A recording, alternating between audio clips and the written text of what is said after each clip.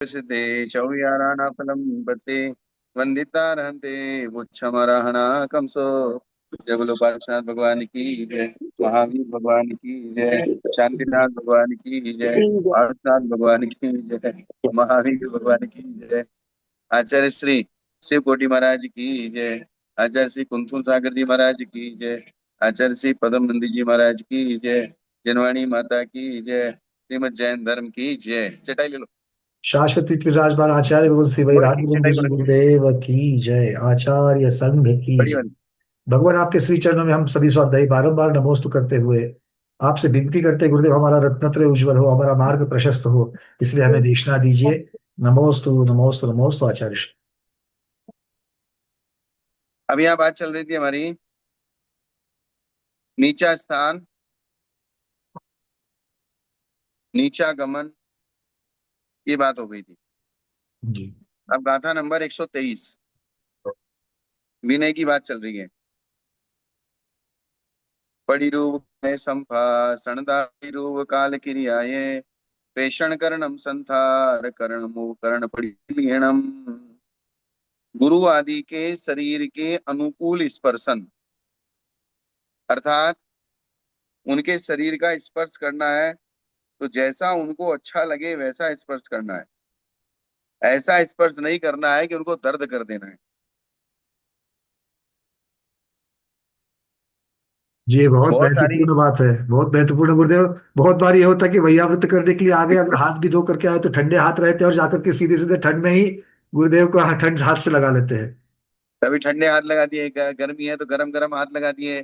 फिर वो उनको अच्छा नहीं लग रहा है फिर भी पकड़े जा, नहीं महाराज, नहीं महाराज, नहीं महाराज, भैया वृत्ति तो करना ही है, भैया वृत्ति तो करना ही है। अब भैया वृत्ति तुम्हें तो करना ही है लेकिन उनको सहन नहीं हो रहा है। वैयावृत हो रही कि उपसर्ग हो रहा है। तो अनुकूल स्पर्शन और बालपने आदि अवस्था के अनुरूप वैयावृत्ति, अर्थात वो मुनिराज बाल है कि वृद्ध है, मीडियम है, प्रौढ़ है, किस प्रकार के हैं उसके अनुरूप अवस्था के अनुरूप वैयावृत्ति और गुरु आदि की आज्ञा का पालन करना, ये भी विनय और वैयावृत्ति ही है। तरण आदि का सारा करना, आज उनके लिए जिस पे वे सोएंगे उस संस्तर को अच्छे से देख सोध के लगा देना और उपकरणों की प्रतिलेखना करना, अर्थात सबका कर्तव्य है प्रतिदिन अपने उपकरणों को प्रतिलेखन करके रखें, अर्थात पीछे से झाड़ पोंछ के रखना, तो वो कार्य भी शिष्य लोग कर सकते हैं। काय के स्पर्शन को काय स्पर्शन कहते हैं। प्रतिरूप काय का स्पर्शन प्रतिरूप काय स्पर्शन है और उसका भाव प्रतिरूप स्पर्शनता है, अर्थात गुरु आदि के शरीर के अनुकूल स्पर्शन करना। किसके अनुकूल करना? गुरु के। शरीर के अनुकूल स्पर्शन करना। हम्म। और इसका क्रम ऐसा है, गुरु से थोड़ा हटकर बैठे, उनकी पीछे से 3 बार उनके शरीर का परिमार्जन करें। अपने पीछे से उनके शरीर का परिमार्जन ना करें, उन्हीं की पीछे से करें, जी। क्योंकि हमारी पिछी हमारे शरीर से संस्कारित है, उनकी पिछी उनके शरीर से संस्कारित है। एक की पिछी दूसरे के शरीर से स्पर्श नहीं करना, क्योंकि जो सूक्ष्म बैक्टीरिया होते हैं या सूक्ष्म समूर्छन होते हैं वो जिसके शरीर से संबंधित होते हैं उसी के शरीर से संबंधित होके, नहीं तो दूसरे से स्पर्शित करेंगे तो वो मर सकते हैं, मर जाएंगे। इसलिए उन्होंने कहा कि उन्हीं के शरीर को उन्हीं के शरीर की पिछी से उन्हीं की पिछी से शरीर का स्पर्श परिमार्जन करें। आगंतुक जीव को किसी प्रकार की बाधा ना हो, इस प्रकार से सादर अपने बल के अनुरूप जितने काल तक जितना मर्दन गुरु सह सके उतना ही मर्दन करें।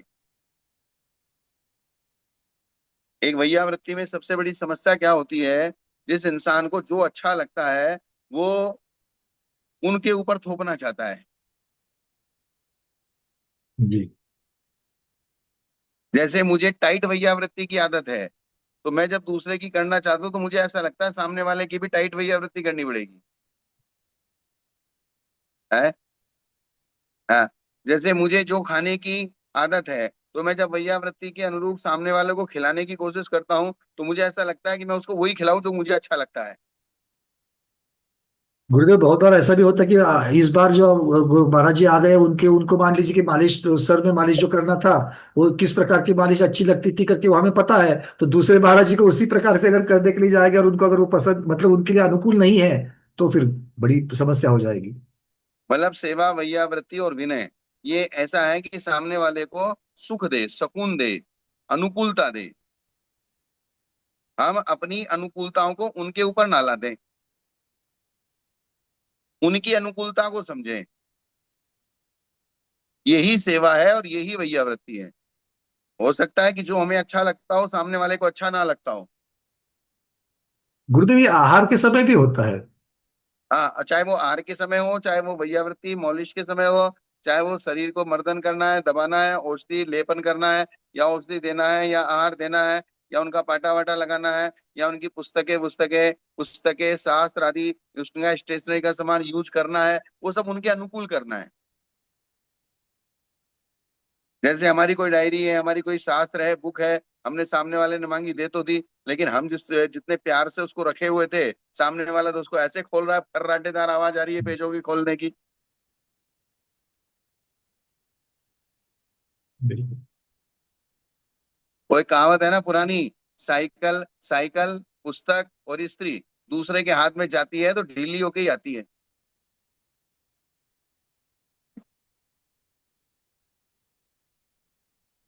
बेफिकिरी से, असावधानता से नहीं करना चाहिए। सावधानता इसी में है कि अनुकूलता हो सामने। मतलब सामने वाले जिसकी वो चीज है, वो कैसा चाहता है कि मेरी चीजों को आप इस प्रकार से प्रयोग करें, या मेरी वस्तु को इस प्रकार से प्रयोग करें, या मेरे शरीर की जो वैयावृत्ति आदि करना है वो किस प्रकार से प्रयोग करना है, वैयावृत्ति करना है, तो उसकी अनुकूलता रहेगी तो उसको सुख मिलेगा। अब आप अपनी चीज उसके ऊपर थोपना चाहते हो तो फिर उसको सुख नहीं मिलेगा। क्योंकि सबका नेचर, सबका माइंड, सबकी सोचने की, विचार करने की क्षमता सबकी अलग अलग होती है। और इन बातों से कोई फर्क नहीं पड़ रहा है कि मुझे क्या अच्छा है और आपको क्या अच्छा लगता है। ये छोटी मोटी बातें हैं, व्यवहारिक बातें हैं, ये कोई सैद्धांतिक बातें नहीं है। ये विवेक की बात है, ये सच्चाई देखा जाए तो। हाँ, ये सिर्फ विवेक की बात है कि सामने वाले को जैसा अच्छा लगता है वैसा उनका काम करके दे दो। ये मूल बात है। इसी का नाम विनय है, इसी का नाम वैयावृत्ति है, इसी का नाम सेवा है। और अनुकूलता का नाम ही सामने वाले को सुख प्रदान करना है।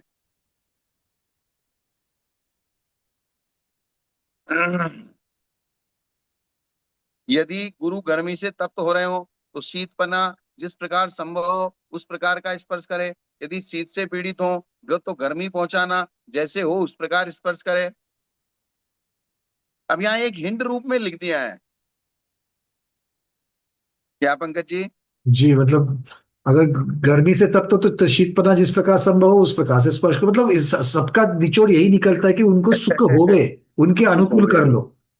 तो इसमें कोई जैसे शीत परिचय है, उष्ण परिचय है, तो उसका शीतोपचार किया जा रहा है, उष्ण उपचार किया जा रहा है, तो ये समझने की बात है। जी। मना नहीं किया है शीत उपचार और उष्ण उपचार करने के लिए। और दूसरे साइड में अगर साधु की अवस्था देखो तो वो भी और तो खतरनाक, क्योंकि उनको तो समता भाव रखना है। वो उसके लिए अपने अपने में जूझ रहेंगे। अरे भाई ठीक है, ये कर रहा है, भक्ति से आया है, पर अगर मुझे नहीं लग रहा है तो मैं सुख को भी वैसे देखूं, दुख को भी ऐसे देखूं। मतलब साधु से तो हम अपेक्षा रखते हैं समता भाव के, फिर हम क्या, हम हमसे क्या अपेक्षा रखेंगे फिर? मतलब मेरा कहने का मतलब यह है, शीतोपचार उष्णोपचार, कोई कोई साधु जैसे शीत उपचार करवा लेता है, उसके शिष्य सेवक या वैयावृत्ति करने वाले गर्मी के कारण से उसको गर्मी सहन नहीं होती है, उसका शीतोपचार किया जा रहा है, सर्दी सहन नहीं की होती है तो उसका उष्ण उपचार किया जा रहा है। तो वो शीतोपचार उष्ण उपचार आदि करना, ये इसको बहुत बड़ा, आप ये मत समझो किसी साधु ने ऐसा कर लिया तो ऐसा नहीं करना चाहिए, वैसा कर लिया तो वैसा नहीं करना चाहिए, ऐसी करना चाहिए वो नहीं करना चाहिए। तो 22 परिचय जो होते हैं वे उत्तर गुण है, वे मूल गुण नहीं है। बिल्कुल सही। बिल्कुल ठीक। इसको हमारे आचार्यों ने कभी भी किसी साधु को ऐसी अवस्था तक पहुंचने नहीं दिया है कि जिससे वो महान संकलेश में चला जाए।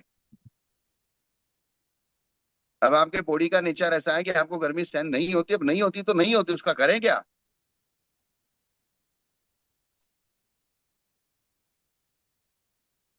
उसकी तबीयत बिगड़ जाती है, उसके आवश्यक पालन नहीं होंगे, उसको ठंडा स्थान चाहिए, ठंडक चाहिए।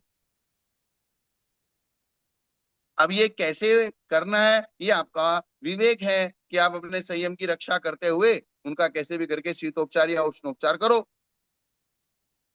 इतना ही कह देना काफी है, बाकी तो आपकी चतुराई है। हम्म। बिल्कुल। बाकी मैं आपको कहूँ ऐसा कर दो, वैसा कर दो, ये कर दो, वो कर दो, मैं वो नहीं, वो कुछ नहीं कह रहा हूँ। मैं तो सिर्फ ये कह रहा हूँ कि आपकी चतुराई क्या काम आएगी। आप दुनिया में, सारी दुनिया में चतुराई लगाते हो, तरह तरह की साधना करने में चतुराई लगाओ थोड़ी सी। या चतुराई सिर्फ पैसा ही कमाने की है?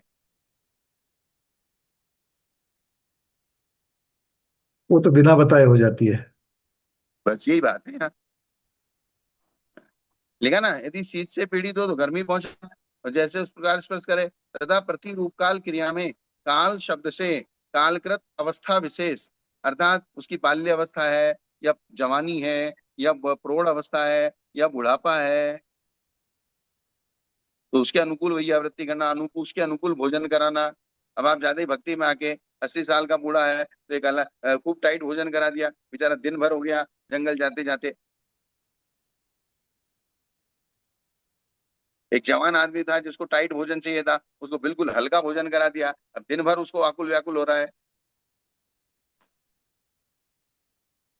एक बालक था यानी कि नया नया मुनि था, सॉफ्ट भोजन चाहिए था, पेट भी भरना चाहिए और सॉफ्ट भी होना चाहिए, तो वो सब अवस्था के अनुकूल देखना पड़ेगा ना। बिल्कुल ऐसे साइंस ही है क्षेत्र, ये। एक ऐसे विकल्प क्षेत्र है। जहाँ बरसात ज्यादा होती है, ऐसे क्षेत्र जहाँ गर्मी ज्यादा पड़ती है, ऐसे क्षेत्र जहाँ सर्दी ज्यादा पड़ती है, ऐसे क्षेत्र जहाँ सम मौसम रहता है 12 महीना, जैसे आपका कोल्हापुर और सांगली आदि। राजस्थान में जाओ तो गर्मी ज्यादा पड़ती है, दिल्ली जाओ तो ठंडी ज्यादा लगती है, हरिद्वार जाओ, उत्तरकाशी जाओ,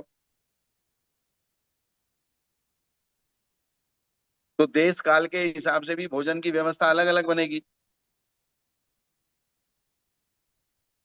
ऐसे हाँ। समय ऐसा क्षेत्र जहाँ रूखा सूखा भोजन मिलता हो, ऐसा क्षेत्र जहाँ पे जो है बहुत मेवा पकवान मिलते हो। और इन सबके ऊपर अगर साधु को कोई व्याधि है तो फिर तो बहुत विचार करके देना चाहिए। फिर उनको व्याधि है, अवस्था विशेष है, क्षेत्र की व्यवस्था है, काल की व्यवस्था है, मौसम कौन सा है, बरसात का मौसम है, गर्मी का मौसम है, सर्दी का मौसम है। अब गर्मी का मौसम चल रहा है तो कैसे पेय पदार्थ बनाए जाए, जिससे, क्योंकि गर्मी के मौसम में 50-60% पानी की मात्रा हो जाती है, 20-30% भोजन रह जाता है। सर्दी में भोजन की मात्रा ज्यादा होती है तो पेय पदार्थों की मात्रा कम हो जाती है। और बरसात में स्वाभाविक रूप से पेट की पाचन शक्ति कमजोर हो जाती है, इसलिए वहां हल्का भोजन चालू कर देना चाहिए। गर्मी में पेय पदार्थ ज्यादा लेना चाहिए, सर्दी में भोजन ज्यादा ज्यादा लेना चाहिए। तो ये सारा पहले तो घर घर में ही जो परिवार के लोग रहते थे, बड़े बूढ़े लोग रहते थे, इन सब चीजों को जानते थे। घर की बूढ़ी दादियाँ, बूढ़ी अम्मा, बूढ़े दादाजी, ये सब लोग जानते थे कि अब ऐसा मौसम चल रहा है, बच्चे को ऐसा दो, बड़े को ऐसा दो, ऐसा खाना पकाओ, इस प्रकार से करो, तो वो सब नेचुरल था। और अब तो हर चीज हम दूसरे के डिपेंडेंट हो गए, किसी को यही नहीं पता चौके में, पहले चौके में 20-25 प्रकार के मसाले होते थे, अब चौके में सिर्फ एक एक धनिया, एक मिर्ची, एक जीरा, हो गया मसाला, मसालदानी पूरी।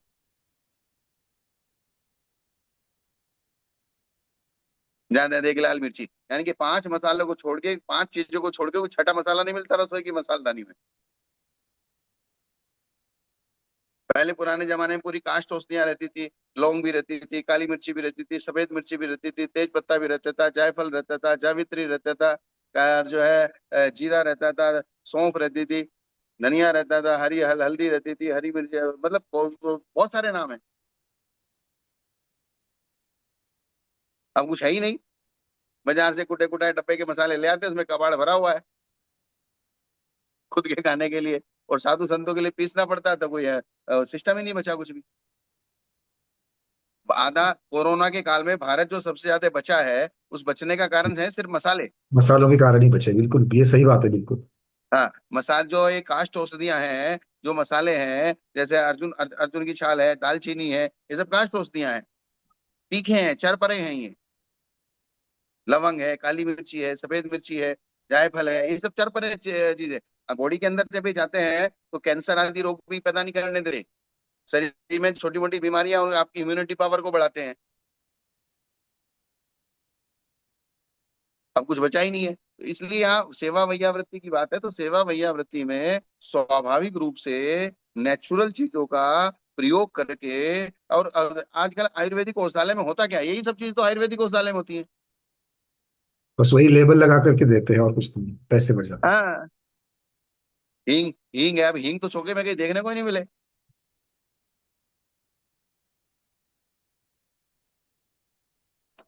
अभी मैंने छोके में सब साधु संतों के लिए सर्दी के अंदर उसमें कम से कम 60 चीजें डाली थी, तो वो गरम मसाला बनाया था, बनवाया था। कितनी चीजें? 60। 60।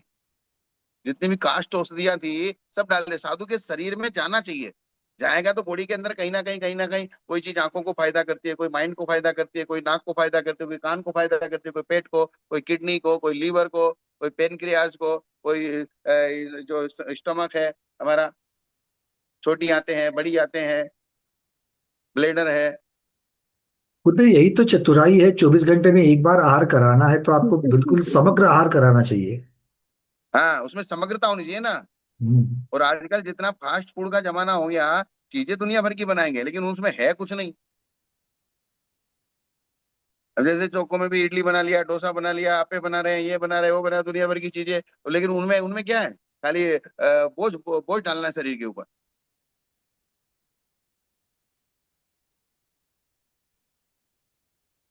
हाँ। इसलिए हमने तो पुराने जमाने में देखा ना, जब शुरू शुरू में हम लोग घर में थे, तब मैंने बताया ना, 10 10 15 15 साधुओं का आहार कराते थे, चौका लगवाते थे, सिगड़ी बनता था, कुएं का पानी आता था, संदोवा भी लगता था। घर के मसाले, घर के बड़े बड़े इमाम दस्ते होते थे, उनमें हाथ से महिलाएं कूटती थी। जिससे मिक्सी में कूटते हैं तो उनका जो प्रेशर से और हीट से उसका गुण खत्म हो जाता है। हीट तो बिल्कुल, मिक्सर में तो काफी कुछ सत्व नष्ट हो जाते हैं उसको। हाँ, जैसे आटा पिसता है, हाथ की चक्की से पिसता पिसता है, और बिजली की मशीन से पिसता है तो हीट हो जाता है। ऐसे मसाले भी मिक्सी में हीट हो जाते हैं। एल्यूमिनियम के बर्तन यूज होने लगे अब चौके में। जितने भी आपके जो नए नए सामान बनते हैं वो ज्यादातर एल्यूमिनियम के बर्तनों में बनाते हैं, नॉन स्टिक तवे का यूज करते हैं। ये सारी चीजों को नुकसानदायक है। नुकसानदायक होने की वजह से फिर आपके बीमारी हो जाएगी, तो रत्नत्रय की विराधना ही होने वाली है। बस यही तो होगा। तो मूल मुद्दा है हमारा रत्नत्रय की साधना। तो बात इन चीजों को करने का मुख्यता नहीं है, लेकिन इन चीजों को, नेचुरल चीजों करने से शरीर में साता रहेगी, तो रत्नत्रय की साधना होगी। तो ये सब बात सेवा में, वैयावृत्ति में, अनुकूलता में आता है। जीभ का स्वाद अलग होता है और शरीर का स्वाद अलग है। पेट को क्या चाहिए ये समझना है, जीभ को क्या चाहिए ये नहीं समझना है। क्या? जो खुद के साथ गृहस्थ कर रहे हैं वही तो साधु के साथ करेंगे, और क्या करेंगे, क्योंकि सोच वही बन बस रही है। वही चीज है। तो सूर्य के, उनके लिए तृणों का है, लकड़ी का पाटिया संथारा करना चाहिए। सूर्य के अस्त और उदय होते के समय उनके ज्ञान और संयम के उपकरण, सहस्त्र कमंडलों आदि की सफाई करना चाहिए, क्योंकि साधु का नियम है ना, प्रतिदिन अपने जितने भी उपकरण आदि हैं उनको व्यवस्थित तरीके से झाड़ पोंछ के रखे। किसी भी चीज को 4 दिन अगर ऐसा ही छोड़ दोगे तो उसमें समूसन जीवों की उत्पत्ति हो जाएगी। हो जाएगी। तो बार बार झाड़ना पोंछना इसलिए बोला है कि आप उपकरण कम रखो, जिससे झाड़ना पोंछना आसान रहे। इच्छेव मानी विण्यो वियारो की हृदय शरीरेण, ऐसो काय विण्यो जहारियो साहु गम्मी। इस प्रकार को आदि लेकर उपचार विनय शरीर के द्वारा साधु वर्ग में यथा योग्य की जाती है। क्योंकि साधुओं का है, साधु वर्ग में, अपने से बड़े गुरुओं में, अपने बराबर साधुओं में, आरिकाओं में, और व्रति ग्रस्तों में, अव्रति सम्यक दृष्टि ग्रस्तों में, और भद्र मिथ्या दृष्टियों में, ये मूलाचार्य जी में लिखा है, सब में यथा योग्य विनय करना चाहिए। क्या? यथा योग्य इस प्रकार से ये कायिक विनय की अपेक्षा से बता रहे हो। हाँ, इसका मतलब ऐसा नहीं है कि भाई माता जी का तुम अपमान करो, अनादर करो, या कुछ भी इस प्रकार से उनको कहो। भद्र मिथ्या दृष्टि मतलब जिसको समझाया जा सकता है, जो अपने अनुकूल है मिथ्या दृष्टि, दूसरे मत को मानता है लेकिन हमारे बीच में उठता बैठता है। हम लोगों को एक तो ऐसे मिथ्या दृष्टि होते हैं कि जो हमको बिल्कुल ही लाइक ही नहीं करते, पसंद ही नहीं करते। और एक ऐसी मिथ्या दृष्टि है जो हमको हमारे बीच में उठते हैं बैठते हैं या हमारे बीच में काम करते हैं, तो उनको समझाया जा सकता है, अगर कोई बात बताएं तो मान लेंगे वे। यह उपचार विनय है, से सुगम है। दो गाथाओं से वाचिक विनय का स्वरूप कहते हैं। अब ये कायिक विनय हो, शरीर से होने वाली विनय। अब वाचिक विनय वचन से होने वाली विनय। पूया वैणम हित भाषणम च मिद भाषणम च महुरम च सुताणुचि वैणम अनिठुर मकक संवैणम। पूजा पूर्वक वचन, अर्थात इस प्रकार के वचन बोलना जैसे सामने वाले को ये लगे नहीं उसने शब्दों के द्वारा ही हमारी पूजा कर दी। सम्मान वाले, आदर युक्त। हाँ, हितकारी भाषण, और सामने वाले को वचन ऐसे बोलना जिससे सामने वाले का हित होता हो। मित भाषण, सीमित बोलना। ऐसा नहीं कि भाई छोटी सी बात हो उसको इतना लंबा बना के कह दिया कि अब आधा घंटा भाषण चालू कर दिया।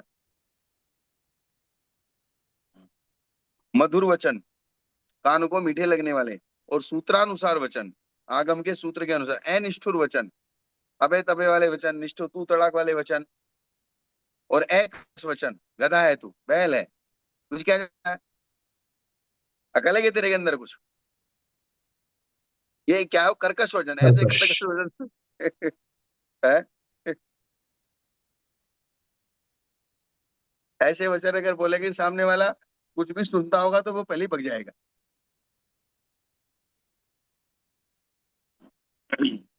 एक आदमी आगे जा रहा था, उसके कंधे में दुपट्टा पड़ा हुआ था, दुपट्टा नीचे गिर गया। पीछे वाले आदमी ने कहा, क्यों बे दिखाई नहीं देता क्या, ऊंट की तरह गर्दन उठा के चला जा रहा, तेरा दुपट्टा गिर गया, उठा ले। वो नहीं बोलता तो भी चलता था, ऐसा बोलने से ना बोलता तो चलता था। तो उसने पीछे मुड़ के देखा बड़ी तीखी नजरों से, और दुपट्टा उठा के तो कंधे पे डाल लिया, लेकिन धन्यवाद नहीं दिया। कैसे देगा कि उसको उसको मन ही नहीं होगा करने के लिए। आखिर उसका नुकसान तो बचाया ना उसने, पीछे वाले ने। भले फायदा किया, किंतु किस प्रकार से किया है। लेकिन जो फायदा किया दुपट्टे का, लेकिन जो शब्द बोलने गए वो शब्द बहुत कठोर थे। तो दुपट्टा उठा के कंधे पे तो उसने डाल लिया, लेकिन धन्यवाद देने का उसका भाव नहीं बना। बहुत बार गुरुदेव यही चीजें होती कि हितकारी बताने के लिए जाते हैं, माँ भी हो अपने बच्चों के बारे में हितकारी बचाने के लिए जाते हैं, पर अगर वो कर्कश हो और अगर वो निष्ठुर वचन हो तो फिर पूरा कार्य होता ही नहीं है वो। हाँ, हित करना है तो हित के साथ भी मित भी होना चाहिए, मधुर भी होना चाहिए, अकर्कश भी होना चाहिए, अनिष्ठुर भी होना चाहिए। हे भट्टारक, मैं सुन रहा हूँ। क्या अब गुरुजी बोले जा रहे हैं और सामने वाला ध्यान ही नहीं दे रहा है, या बैठा बैठा सो रहा है, या चार बार पूछे, हाँ भाई सुन रहे हो क्या, हाँ भाई सुन रहे हो क्या, बड़ी देर में आवाज आई, हाँ सुन रहे, हाँ हाँ हाँ हूँ कर रहे। तो क्या, हे भट्टारक मैं सुन रहा हूँ, हे भगवान आपकी आज्ञा हो तो मैं ऐसा करना चाहता हूँ। इस प्रकार पूजा पूर्वक वचन बोलना, जो गुरु आदि के लिए इस लोक और परलोक में हितकर हो, ऐसा हितकारिक भाषण करना। जितना बोलने से विवक्षित अर्थ का बोध हो जाता हो उतना ही बोलना। प्रासंगिक बोलना, अप्रासंगिक नहीं बोलना। चल कुछ रहा है, बोल कुछ रहे, ये सब जो है इरिटेशन होता है इन सब चीजों से। क्या होता है, मानसिक संताप होता है, इरिटेशन होता है, इरिटेशन होता है, फिर वो चिड़चिड़ हो जाती है। कानों को प्रिय वचन बोलना, भाषा समिति के अधिकार में जो वचन बोलने योग्य कहिए उन्हें ही बोलना, तथा दूसरों के चित्त को पीड़ा करने वाले निष्ठुर वचन और कर्कश वचनों को छोड़कर बोलना, ये सब वाचनिक विनय है। ये सब क्या कहलाती है, वाचिक विनय। वाचनिक विनय। अब और कैसे बता रहे हैं, ऊसंत वैणम गए हित वैणम किरिय मलिहणम वैणम एसो वाय विणयो जारियो होदिकादवो। उपशांत वचन, अर्थात गुस्से वाले वचन, चिड़चिड़ वाले वचन ऐसे नहीं बोलना, उपशांत, शांति से बोलो। बोले जो तुमने गुस्से में कहा वही प्यार से कह दो, बस इतना ही से तो फर्क है। भाई साहब आपका दुपट्टा गिर गया है, देख लीजिए जरा आपका दुपट्टा गिर रहा है। अबे ऊँट की तरह गर्दन उठा के जा रहा है, दिखाई नहीं देता। तो गजब हो जाएगा ऐसा कोई बोलेगा तो। उपशांत वचन, जो वचन ग्रस्तों के योग्य नहीं है, ग्रस्तों के योग्य वचन साधु प्रयोग ना करे, या बिल्कुल बहुत ग्रामीण भाषा, असभ्य वचन, कृषि आदि आरंभ से शून्य वचन, अर्थात ऐसे वचन ना बोले जो गृहस्थ लोग आरंभ के वचन बोलते हैं, खेती कर लो, झाड़ू लगाओ, पोछा लगाओ, पानी भर लाओ, व्यापार करो, गाय भैंस को नहलाओ। स्वाध्याय थोड़ा सा ध्यान देंगे, इसको भ्रमित नहीं होना। ये विषय क्या चल रहा है देखो, ये साधु की अपेक्षा से वचन कहा जा रहा है, गृहस्थ की नहीं। साधु ये नई चीजें नहीं बताएंगे, ठीक है ना? नहीं तो कल जाकर के बोल दो आचार्य वैराग्यनाथ महाराज ने बोला है कि आप खेती मत करना, ये सब ऐसा बोला है, तो ये ऐसी बात नहीं, ठीक से समझ लेना उसको। गुरुदेव भाई ठीक बोल रहा हूँ ना? लेकिन गृहस्थ भी जो अपने अंडर का खेती आदि वचन है उन्हीं को करे, अड़ोसी पड़ोसी को खेती का उपदेश देने क्यों जाए? हाँ, अनंत दंड से बचना ये चाहिए। उसका अनर्थ दंड हो जाएगा। बिल्कुल अनंत दंड से बचना चाहिए। जैसे व्रती ग्रस्त होता है तो व्रती ग्रस्त चाकू भी किसी को देता नहीं है, माचिस नहीं देता है, बिल्कुल किसी ये को बात रस्सी है। नहीं देता है। और जैसे किसी की खेती में कीटनाशक है, वो खुद भले ही अपनी खेती में यूज करता है लेकिन दूसरे को नहीं देता है। जिन जिन चीजों से हिंसा हो सकती है या कुछ नुकसान हो सकता है, ज्यादा हिंसा हो सकती है, ऐसी चीजों को ग्रस्त दूसरे व्रती ग्रस्त दूसरे को नहीं देता, वो खुद के लिए यूज करता है। कुदाली आदि नहीं देता, फावड़ा आदि नहीं देता, हथौड़ा नहीं देता। वो तुम्हारे से हथौड़ा ले जाके बाहर किसी आदमी को मार आए, उसको गुस्सा आ रही तुमने उससे तो लाठी नहीं देता।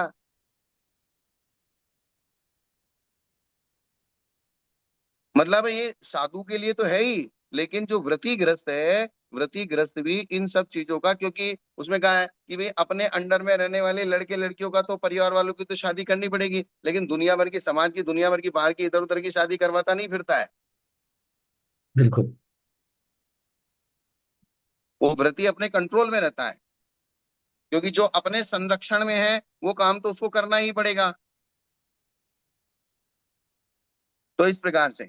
और साधु तो व्यापार आदि की बात, खेती आदि की बात, आरंभ की बात, ये सब वचन उसको तो किसी भी विवक्षा से बोलना ही नहीं है। कोई अनुमोद व्यापार का आदि के लिए पूछने के लिए आ जाता है, मैं कौन सा व्यापार करूं, ऐसा करूं वैसा करूं, हाँ तू चल ये कर ले, तू वो कर ले, ये कर ले, इस प्रकार कर ले। अनुमोद का त्याग प्रतिभा में उस बहुत सारी अनुमोदनाओं का त्याग होगी। नहीं तो सारी अनुमोदना का ही त्याग हो गया ना, अनुमति हम्म, त्याग में तो। जी। जो 10वीं प्रतिमा है अनुमति त्याग, उस अनुमति त्याग में सारी ही अनुमोदना का, जो आरंभ सारंभ वाली अनुमति, आरंभ सबका वाली, त्याग हो गया। आरंभ संसार वाली, जी बिल्कुल। हाँ, सारी अनुमोदना का त्याग हो गया। अब कोई यहाँ लाइन लगा के मेरे सामने बैठे बोले महाराज मुझे ये व्यापार करना है, मैं ऐसा उनसा कौन सा व्यापार करूं, मैं तो कोयला का काम करता हूँ, मैं गाड़ी घोड़ा का काम करता हूँ, मेरा ट्रांसपोर्ट का काम है, हाँ हाँ तू इसका नहीं, ऐसा नहीं, ऐसा कर। अब उसको क्या लेना देना हमको? ये सब चीजें हो जाती है ना। जी। अब गृहस्थी आके तो अपने अहोभाव से पूछता है, साधु को बड़ा समझता है, और साधु भी समझता है मेरे से पूछ रहा है कि हाँ भाई ठीक है, आशीर्वाद।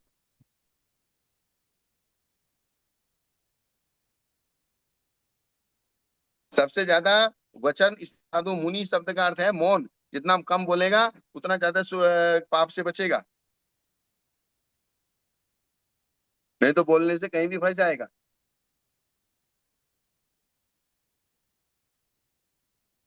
कृषि आदि आरंभ से शून्य वचन, दूसरों की अवज्ञा न करने वाले वचन, यथा योग्य वाचिक विनय योग्य होती है।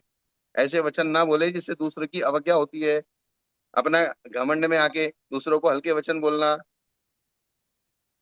या दूसरों की हंसी उड़ाना, या दूसरा कोई कुछ बोल रहा है तो उसको भी, हर आदमी अपनी अपनी उसकी विवक्षा है। वो भले ही कोई कम गंभीर बात है लेकिन कुछ बात बोल रहा है। मान लिया कि आप गंभीर बात बोल रहे हो, सामने वाला कम गंभीर बोल रहा है, लेकिन हो सकता है कि आपने उस पॉइंट का विचार किया है नहीं किया। भी हो सकता। जैसे कभी कभी छोटा बच्चा भी कोई ऐसी महत्वपूर्ण बात कह देता है जो आपके लक्ष्य में नहीं आती।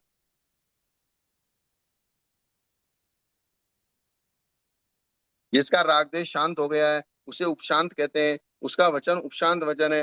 अर्थात राग द्वेष रहित, रोष रहित जो वचन होता है वही बोलना चाहिए। गृहस्थ अर्थात मिथ्या दृष्टि और असंयमी जो योग्य योग्य वचनों को नहीं जानते, जो गृहस्थ और मिथ्या दृष्टि आदि हैं, असंयमी जन है, वे जानते ही नहीं कि योग्य क्या होता है और अयोग्य क्या होता है।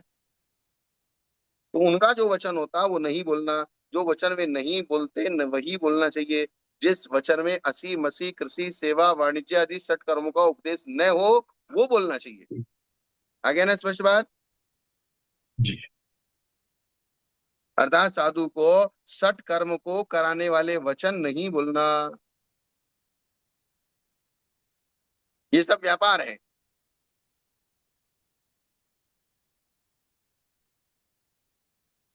अभी हमारे पंडित जी हैं यहाँ बैठे हैं, एक बहुत दिमाग चलता है इनका। तो उन्होंने बोला आदिनाथ भगवान ने बोला कि ऋषि बनो या कृषि करो, ये षट कर्मों का उपदेश आदिनाथ भगवान ने दिया, तो अब क्या करें। कौन सी अवस्था में, राजा की अवस्था में दिया या साधु की अवस्था में दिया? हाँ, पहला प्रश्न तो ये है कि उन्होंने राजा की अवस्था में षट कर्मों का उपदेश दिया, केवल ज्ञानी होने के बाद भी दिया। ये कह रहे कि केवल ज्ञानी होने के बाद भी द्वादशांग में सब दिया तो द्वादशांग में तो फिर नरक भी बता दिया, तो हम नरक थोड़ी जाएंगे। है। द्वादशांग में तो नरक का वर्णन भी कर लिया है। नहीं, ज्ञान की अपेक्षा। उनका जो वो उपदेश करना था, क्योंकि उनका 10वें गुणस्थान में मोहिनी कर्म का नाश हो चुका है। अब तुम्हारे योग्य विधि उन्होंने बता दी। जैसे एक मुनि महाराज है, मुनि महाराज श्रावक को क्या उपदेश देंगे, भाई रोज मंदिर आओ, मंदिर में पूजा करो, अभिषेक करो, शांति धारा करो, किताबें छपवाओ, शास्त्र का उद्धार करो, पंच कल्याण कराओ, गजरथ निकालाओ। तो इसमें भी तो आरंभ होगा कि नहीं होगा। तो ये बिना आरंभ के हो जाएंगे। लेकिन अगर वे स्वयं से रहित हैं, स्वयं राग द्वेष से रहित हैं, स्वयं वीतरागता की तरफ अग्रसर है, तो इस प्रकार से धार्मिक क्रियाओं का संचालन करते हुए भी उनको जो जिसके योग्य है उस योग्य उपदेश करते हुए वे दोष के पात्र नहीं होते। हाँ, ये इस प्रकार से तुम मेरे से पूछने आए, पर जैसे मैं स्टेज पे बैठा हूँ, सामान्य से गृहस्थों का क्या काम है भाई। गृहस्थों को, जो उच्च जाति के गृहस्थ हैं, उच्च जाति के वर्ण के लोग हैं, वे जूते चप्पल का काम ना करें, ईंटों का भट्टा ना लगाएं, या इस प्रकार से हल्के काम ना करें, वे दारू की दुकान ना खोलें। वे करें तो कपड़े का काम करें, सोने चांदी का काम करें। ये एक सामान्य उपदेश हुआ। ये क्या हुआ, सामान्य उपदेश। वो किसी की विवक्षा करके नहीं नहीं दिया जा रहा। लेकिन तुम पर्टिकुलर मेरे से पूछने आए, महाराज मुझे ईंटों का भट्टा खोलना है, मुझे सोने चांदी की दुकान करनी है, खोलनी है, इसको कैसे खोलूं, कब दुकान का मुहूर्त है, कब करना है, कब 500 लोग आएंगे उन्हें जीमेंगे, अच्छा सा मुहूर्त बताओ, किसी का खाने की कमी नहीं पड़नी चाहिए, ये नहीं पड़नी चाहिए। तो वो मेरा काम नहीं है। गुरुदेव इससे समझ रहे हैं पंकज जी। तुलनात्मक। हाँ गुरुदेव, इसको तुलनात्मक दृष्टि से देखना चाहिए, जबकि जीव का कल्याण साधु अवस्था में ही होने वाला है। तो इसीलिए श्रवण का तो उपदेश कर दिया, किंतु जो श्रवण नहीं बन सकते हैं उनके लिए हम्म। श्रावक का वहां पर उपदेश आया है। अब जो श्रावक भी नहीं बन सकता है, तो ऐसा तुलनात्मक तुलनात्मक करके अगर कोई कल कोई कसाई की दुकान डालना चाहता है, तो उसकी जगह भाई, आप कसाई की जगह पर करने से आप ये वाला उद्योग कर लो। करना ही है तो ये वाला, मतलब तुलनात्मक दृष्टि से तो ये इस देखेंगे प्रकार से तो फिर ये प्रधानता और गौणता समझ में आ जाती है। प्रधानता गौणता, फिर साधु संतों का जो व्यवहारिक काम है, यहाँ तक कि जैसे पंच कल्याणक आदि भी होते हैं, पंच कल्याणक में टेंट लगाना है, गजरथ कराना है, सब श्रावकों का काम है। वो सब श्रावक अपने हिसाब से कर लेते हैं। हम ही जबरदस्ती उसके बीच बीच में घुस के नहीं, ऐसा नहीं ऐसा करो, ऐसा नहीं ऐसा करो, ऐसा नहीं, अरे वो कर लेगा। हिंट मात्र श्रावक हमारे से ज्यादा समझदार है। और सबसे बड़ी चीज क्या होगी, जाते जाते हो क्या क्या होगा, तो 5 लाख रुपए कम बत्ती हो जाएंगे, ज्यादा खर्च हो जाएंगे, कम खर्च हो जाएंगे। तो हम अपना धर्म क्यों बिगाड़े। बिल्कुल, बस यही तो उसका और कुछ फर्क नहीं पड़ने वाला है। इससे ज्यादा कुछ फर्क पड़ने वाला नहीं है। भाई हम उसको बताएं नहीं, ये संगीतकार करो, ये पंडित जी करो, ये ऐसा करो, ये वैसा करो, इसको कर लो, इस हाथी वाले को करो, इस घोड़े वाले को करो। तो नहीं नहीं, हम बताते हैं इसको करो, इसमें कम पैसा लगेगा। अरे इससे क्या फर्क पड़ जाएगा। 1,50,000 रुपए, 1,00,000 2 लाख रुपए कम लग जाएंगे, ज्यादा लग जाएंगे, और इससे इससे ज्यादा क्या हो। लेकिन तुम अपनी इज्जत बिगड़वा लोगे। श्रावक उल्टा ये सोचेगा कि महाराज का बीच में कोई कमीशन तो नहीं है। आजकल ऐसा दिमाग लगाते हैं श्रावक लोग। बात कहाँ की कहाँ चली जाएगी, इसको मालूम नहीं है कहाँ की कहाँ जाएगी बात। पंकज जी, गलत कह रहा हूँ क्या। नहीं गुरुदेव, ये बिल्कुल बस इतनी बात है कि किसको कौन से उपदेश को किस अपेक्षा से लेना है, वो वाली बात है। बस। क्योंकि ये कथन भी आगे कि भगवान की दिव्य ध्वनि सुनने वाले देव भी है, साधु भी है, मनुष्य भी है और तिर्यंज भी है। तो क्या सारी आत्मा की बातें क्या तिरियंश को समझेगी? उसके योग्य उसके लिए उपदेश है। तो हर एक को अपने अपने योग्य के ही उपदेश। देखो गुरुदेव, आप आशीर्वाद देते वक्त भी अगर मिथ्या दृष्टि को, जो पूरा पापी है उसको आप सद्धर्म वृद्धिस्तु या समाधिरस्तु नहीं बोलते, आप पहले धर्म लाभोस्तु कहते हो। हाँ, तो ये धर्म लाभोस्तु, जब बहुत सारी सद्धर्म चीजें। वृद्धिरस्तु उसके ऊपर वाला वो ना देकर के धर्म लाभोस्तु क्यों दिया? क्योंकि अपने अपने योग्यता की हमारा अपेक्षा से चीजें है। हमारा कोई भी काम है वो उपदेश है। बेस्ट, बिल्कुल। इसमें बिल्कुल, ये उपदेश उपदेशात्मक है। रूप है। और उपदेश भी इस प्रकार की चतुराई से देना है कि हमारे अपने धर्म को सुरक्षित रखते हुए उपदेश करना है। ऐसा उपदेश नहीं करना है कि हमारे धर्म सुरक्षित ना रहे, या कोई विषय में विवाद हो जाए, या ग्रस्त लोग, सुनने वाले दुर्जन लोग उस बात को गलत तरीके से हट पकड़ के बैठ जाए, महाराज ने ऐसा क्यों बोला। अलग अलग तरीके के, अलग अलग इलाके के अलग अलग श्रावक होते हैं। हमने तो बोला था भले के लिए, उन्होंने उल्टा पकड़ लिया। राजस्थान में हमारे, मैंने शायद आपको बताया था, हम राजस्थान में थे, हमारा दीक्षा का कार्यक्रम था। 6-7 दीक्षाएं थी, तो बहुत 10-20 हजार 25 हजार लोग आए थे। तो हमने लास्ट में 2-3 टाइम श्रावकों ने भोजन किया, तो हमने बोला कि भैया लास्ट में थोड़े बहुत लड्डू बचे हैं, इनको आप गांव में, जो इतने सारे पब्लिक आई है, 10-20-25 हजार अजैन लोगों ने भी सब कार्यक्रम देखे हैं, तो ये जो लड्डू बचे हैं इनको गरीब लोगों में बंटवा दो। इस बात का ही बतंगड़ बना दिया। देखिए अब तो। तो मैंने कहा भाई तुम लोगों ने तो खा लिया, तीन तीन तीन टाइम खा लिया, 6-6 टाइम खा लिया। अब एक एक आधा बोले, उन्होंने निर्णय क्या कर लिया, कि निर्णय कर लिया हम थोड़ी सी पूड़ी और बना के ये लड्डू को भी हम ही खाएंगे। तो उन्होंने बात को ये फैला दिया, महाराज ने हमारे खाने पे रोक लगा दी। अब इसका क्या इलाज करें बताओ। इसका इलाज ही नहीं है गुरुदेव। इसका इलाज, जब महावीर भगवान की वाणी का अर्थ का अनर्थ हो सकता है, तो बाकी की तो कुछ चर्चा ही नहीं। यहाँ पर मैं थोड़ा संस्कृत की तरफ देख रहा था। भूल गया उसमें क्या है कि ये सारा इतना वर्णन नीचे जो टीका में लिखा है वहां पर क्या है। तो अकिरियम शब्द जो मूल गाथा में आ गया है, हलंत वाले हाँ, म को पूरा करके किरियम का वहां पर म में छिप गया। अकिरिय शब्द जो है, अकिरियम शब्द जो है, उसकी ये सारा षट कर्म व्यावरण पर यन्न भवती, ये अकिरियम की सारी सारी चर्चा है ये। कर्म व्यापार वर्णन, वर्णन परम यन न भवति। जी। अर्थात 60 कर्म वाले व्यापार का वर्णन जिसमें होता हो वो सब साधु को नहीं करना। अपराजित सूर्य महाराज सीधा सीधा कह रहे हैं, बाकी की हिंदी टीका छोड़ तो मूल में कह रहे हैं। हाँ, और ये इसको भी मतलब तरीके से लेना है, जैसे वहां पर बैठे पंडित जी भी कह रहे हैं, उनका निषेध नहीं कर रहा हूं मैं। हाँ, बिल्कुल आदिनाथ भगवान ने तो ये बात कही है और इसके लिए उपदेश दिया है। और आज भी हमारे पास कितने सारे जैन समाज के लोग जो है कृषक है, कोल्हापुर वगैरह एरिया में तो कृषक है, बिना कृषक के गन्ने भी नहीं उगते हैं। तो इसका एकांत से उसका निषेध नहीं है, कि तो जब तुलनात्मक दिखा जाएगा तो उन्नति का मार्ग जो है, जो मोक्ष मार्ग है, उसमें व्रती जाकर के ये सब चीजें करने के लिए मुश्किल हो जाएगी। एक चीज हमने अपने दीक्षा काल में, आज हमको 35 साल घर छोड़े हुए हो गए, हम सिर्फ एक ही चीज समझ पा रहे हैं कि हमारे आस पास जितने भी वातावरण बने हुए हैं, जितने भी लोग हैं, ज्यादातर 90% दुर्जन प्रकृति के लोग हैं। उंगली दिया तो हाथ पकड़ने वाले। दुर्जन प्रकृति के लोगों के साथ व्यवहार करना ये बहुत कठिन काम है। जैसे वो एक चीज होती है ना, पद्म पुराण जी में एक बात आई है कि बोले सेवक सेवक वृत्ति सबसे हीन है। बोले कैसे, सामने खड़ा है तो बोले खड़ा क्यों है, बैठा है तो बैठा ही रहता है, खड़ा नहीं होगा, खड़ा रहने का। बोल रहा है तो बोले बोलता क्यों है, नहीं बोलता, बोले क्या मुंह में जबान नहीं है क्या।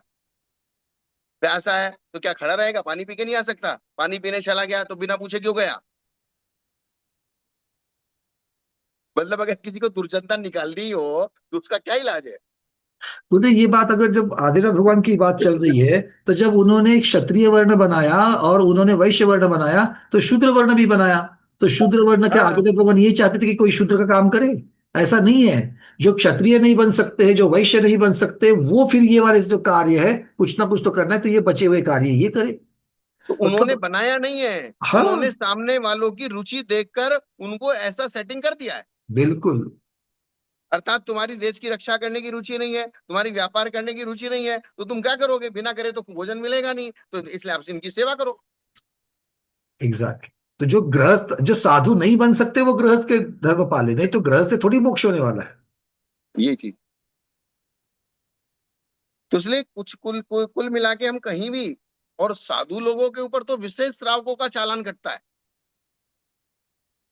ये बात ठीक है, ये बात बिल्कुल ठीक, बिल्कुल सही कही अब आप। जैसे आपकी 200 घर की समाज है, कोई साधु नहीं आ रहा, सब अपने मंदिर आ रहे हैं, रोज अपने व्यापार पे चले जाते हैं, कोई मंदिर में लड़ाई झगड़ा नहीं है। जैसे ही साधु आए, सब चालू हो जाते हैं। मंदिर में आए, 10 लोग आए, 20 लोग आए, 50 लोग आए, खड़े होंगे, मीटिंग होगी, साधु महाराज ये कहेंगे, श्रावक ये कहेंगे, ऐसा नहीं होना चाहिए। और अब वहां पे फिर वही मंचमाला माइक हो जाता है, कौन लाया है साधु को, किसका नाम बड़ा, किसका नाम छोटा, ये वो फला, दुनिया भर की बातें चालू हो जाती है। जब साधु नहीं थे तब सब शांति से थी समाज। इसीलिए शायद पहले वाले साधु जो है वो गिरी गिरी के अंदर गुफाओं में रहते थे, नगर में नहीं रहते थे वो। हाँ है।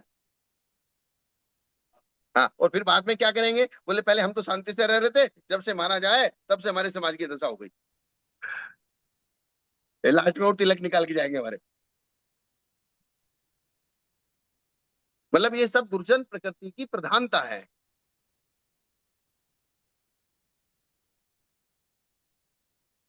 और धर्म से किसी को लेना देना नहीं है। बहुत कम लोग ऐसे हैं जो जिनको धर्म से लेना देना है।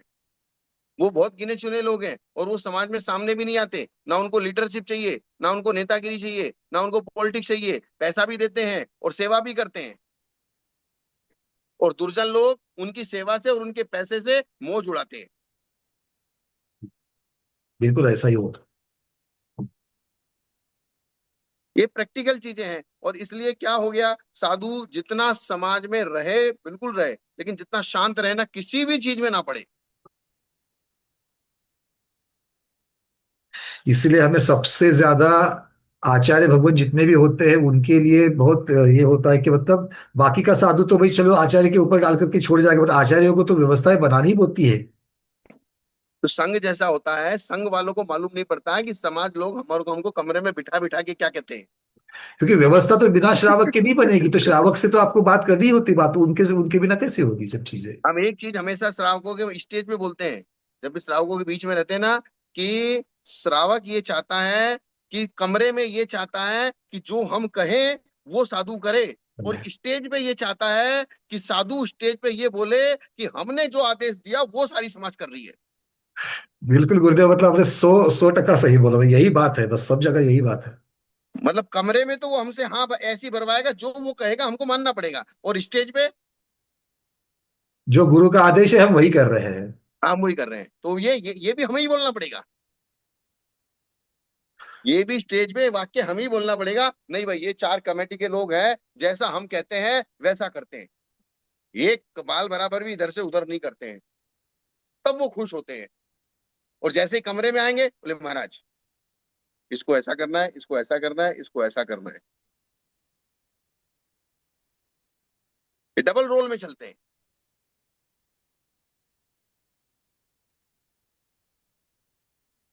तो इसलिए यहाँ जो विनय का प्रकरण चल रहा है, अनुकूलता का प्रकरण चल रहा है, तो विनय और अनुकूलता का अर्थ अलग ही होता है।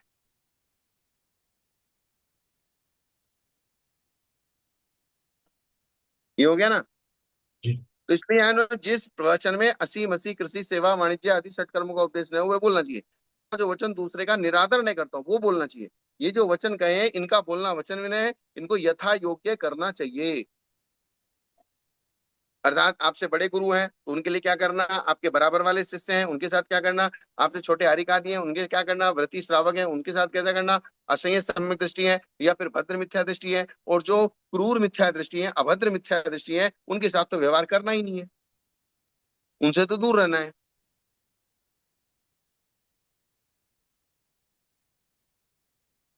और सारी लड़ाई की जितनी भी झगड़े की जड़ें पैदा होती है ना, जो चर्चाएं होती हैं, बोल निकलते हैं, वचन निकलते हैं, वहीं से लड़ाई की शुरुआत होती है, झगड़े की शुरुआत होती है। बस 4:30 बज गए। जी, आज नहीं रखी। तो आज के स्वाध्याय को गुरुओं के श्री चरणों में बारंबार नमोस्तु वंदना भी इच्छा का करते हुए यही पर समापन करते हैं। जैनम जयतु शासनम, जैनम जयतु शासनम, जैनम जयतु शासनम।